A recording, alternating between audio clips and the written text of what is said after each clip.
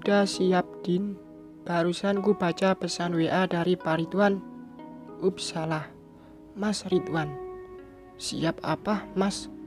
Pesannya rancu, hingga maksudnya tak nyambung dengan pikiranku. Berangkat, ku balas lagi. Berangkat kerja. Bukan, berangkat menemaniku di kantor. Rio Dewanto KW ada-ada saja. Menemani di kantor. Apa ia serius memecatku? Oh tidak. Kerja, tanyaku lagi. Bukan, menemaniku di kantor. Serius, Mas Bos memecatku. Kusertai dengan emotikon sedih. Kamu itu calon istri bos. Kok sedih dipecat? Aku cinta pekerjaanku, Mas Bos. Pekerjaan aja. Sama aku gimana? Masih pagi. Jangan bercanda, Mas Bos. Pagi itu membawa berkah, sayangku. Kok Mas Bos terlihat lebay? Tapi aku harus membiasakan diri dengan sikap konyolnya. Mungkin saja ini pertama kalinya ia mencoba berusaha menghilangkan sifat dingin alias kaku. Usahanya harus kuhargai. Aku mau siap-siap ngantor, Mas. Bentar lagi aku sampai di kantor. Kenapa sulit bagiku menyambung candaan Mas Bos? Panggilan Mas masih kaku di lidahku, apalagi sayang. Ku jemput ya? Gak usah, tanggung. Nih ojek langgananku bentar lagi datang. Yah, besok biar aku yang antar jemput. Gak usah, kasihan tukang ojeknya. Tapi kalau pulang kerja, gak apa-apa. Secara ojeknya hanya jemput tiap pagi. Kasihan tukang ojek ya. Oke deh, sampai jumpa di kantor. Setelah siap-siap dan menunggu tukang ojek depan rumah, tiba-tiba Pak Ridwan sudah datang duluan. Mobilnya diparkir, lalu keluar menghampiriku. Loh, katanya sampai jumpa di kantor. Kok Mas agak terkejut? Ternyata tak sesuai dengan pesan WA terakhir. Tenang aja, ada solusinya kok, jawab Pak Ridwan di sela senyum. Terpaksa deh, nolak tukang ojek. Nah, itu akang ojek datang. Ku tunjuk tukang ojek langgananku yang baru saja berhenti depan rumah. Biar aku yang ngurus. Lalu Pak Ridwan mendekati tukang ojek. Aku tetap diam, berdiri memperhatikan. Pak Ridwan menghampiri tukang ojek. Lalu kulihat mereka berbicara dan Pak Ridwan memberikan uang ke akang ojek. Barulah akang ojek berlalu pergi. Kejadian ini hampir sama saat aku menyetop taksi depan rumahnya yang tak jadi ku tumpangi. Pak Ridwan menghampiriku lagi. Ayo ajaknya. Oke, solusi yang bagus. Karena akang ojek tak rugi, jawabku.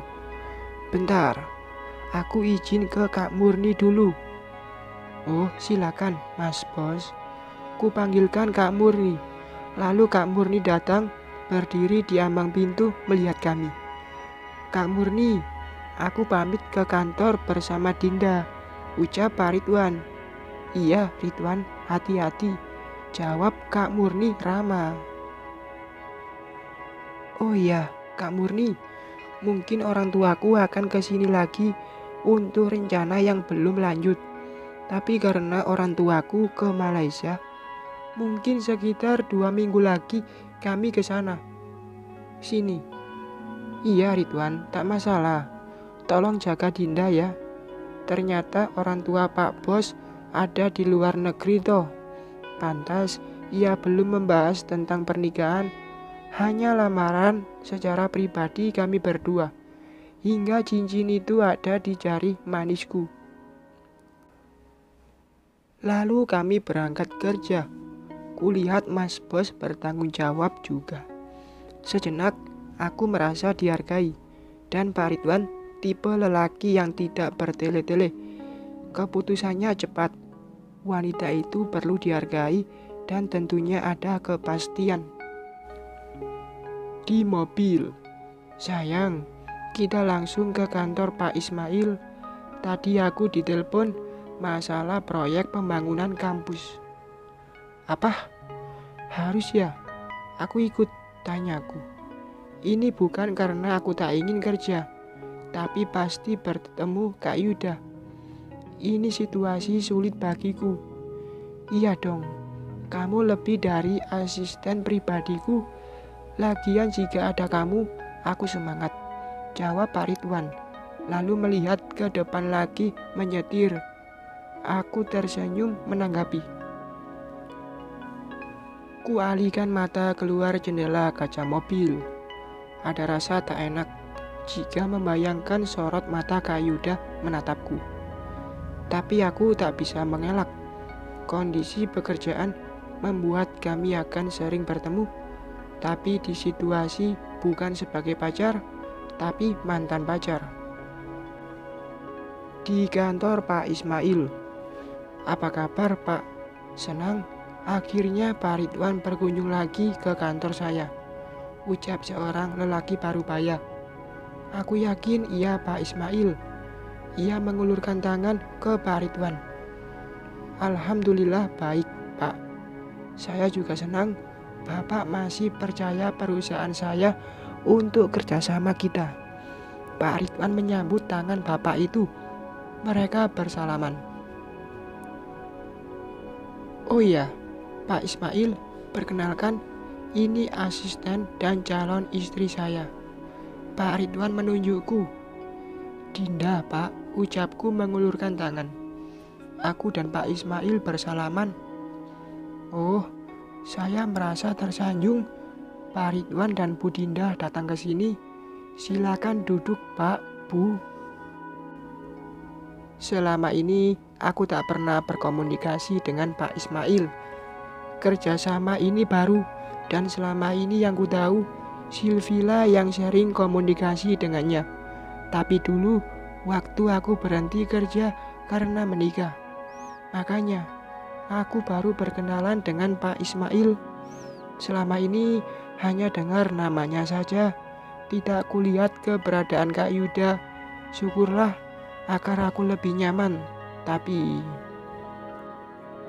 Yuda, ayo, ini Pak Ridwan dan calon istrinya sudah datang, sahut Pak Ismail saat Kak Yuda muncul dari pintu ruangan ini.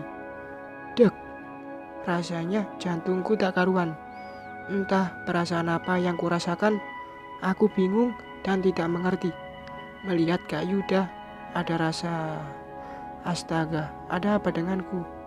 Iya Pak, saya sudah lihat dari lantai 1. Kebetulan saya sedang bicara di ponsel, jawab Kak Yuda. Lalu ia ikut duduk bergabung. Tepatnya, ia duduk di kursi di samping kursi yang kududuki. Ternyata kedatanganku dan Pak Ridwan sudah diketahui Kak Yuda. Apa kabar Pak? Kak Yuda menyalami Pak Ridwan. Baik Pak Yuda, sambut Pak Ridwan. Mereka bersalaman, lalu Kak Yuda mengulurkan tangan padaku. Apa kabar Bu Dinda?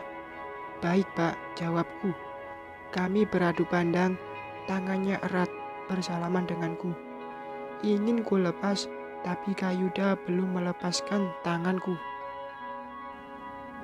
Kami duduk membahas proyek yang sedang kerjasama.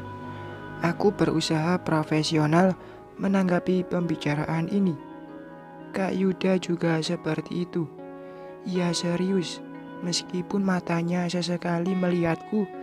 Bahkan ia mencuri pandang saat yang lain sibuk bicara. Matanya seperti berbicara.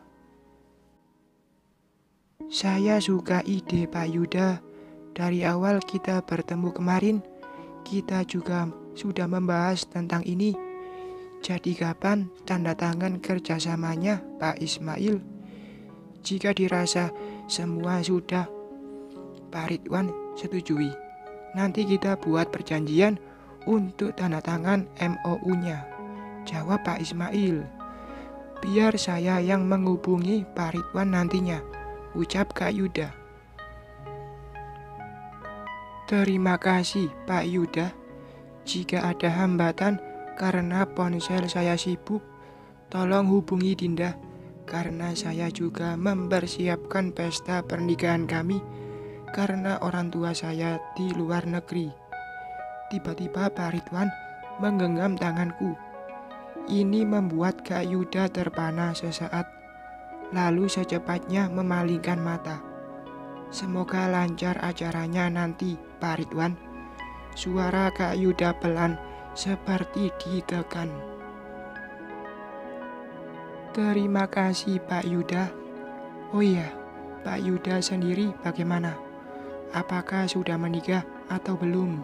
Tanya Pak Ridwan lalu melepaskan tanganku. Ia menyeruput kopi. Belum Pak Ridwan, saya belum pernah menikah. Kak Yuda melihatku sekilas. Saya ingin sekali melihat Yuda menikah, Pak Ridwan. Seperti seorang bapak ingin putranya punya mantu, timpal Pak Ismail. Ah, Bapak, saya juga ingin. Jika Kak Yuda terdiam, tidak melanjutkan kata-katanya. Belum bertemu yang di hati ya, Pak Yuda? Pak Ridwan menanggapi ucapan Kak Yuda. Dari raut wajah Kak Yuda, semua orang bisa membaca ia sedang patah hati. Ya Tuhan, apakah karena aku sudah menemukannya, Pak? Hanya saja, lagi-lagi ucapan Kak Yuda tidak dilanjutkan. Maaf Pak Yuda, jika saya menyinggung karena di luar topik pekerjaan. Pak Ridwan seperti merasa bersalah. Wajah Kak Yuda berubah seketika dari senyum langsung sendu. Tidak apa-apa, Pak Ridwan. Kadang dengan bicara sedikit masalah pribadi membuat kita lebih akrab. Saya yakin kamu bisa kuat, Yud. Pak Ismail menepuk pelan pundak Kak Yuda. Ia membalas berusaha tersenyum, tapi sorotan mata tidak bisa berbohong. Kenapa aku jadi merasa bersalah? Kak Yuda, wanita yang saya cintai sudah menerima pinangan lelaki lain, Pak Ridwan. Saya terlambat. Kak Yuda bicara menatap Pak Ridwan sejenak. Lalu ia melihatku. Aku langsung memalingkan mata karena tak kuasa melihat sorotan matanya. Tapi Pak Yuda, selagi wanita yang di hati Pak Yuda belum resmi menjadi istri lelaki lain, Pak Yuda masih punya kesempatan meraihnya. Jangan sia-siakan kesempatan sedikit itu. Sedikit bisa berarti besar jika bertindak. Saran Pak Ridwan yang membuat Kak Yuda langsung terpana lagi padaku. Apakah Bu Dinda setuju dengan ucapan Pak Ridwan? Kali ini saya juga butuh pendapat beberapa orang, apalagi Bu Dinda seorang wanita pasti lebih mengerti. Aku dan Kak Yuda saling bertatapan. Tentu pertanyaan Kak Yuda membuatku terkejut. Sulit kuungkapkan bagaimana mungkin aku bisa memberi pendapat jika wanita yang sedang dibicarakan adalah aku. Situasi ini sangat sulit ku tanggapi. Sulitnya bersambung.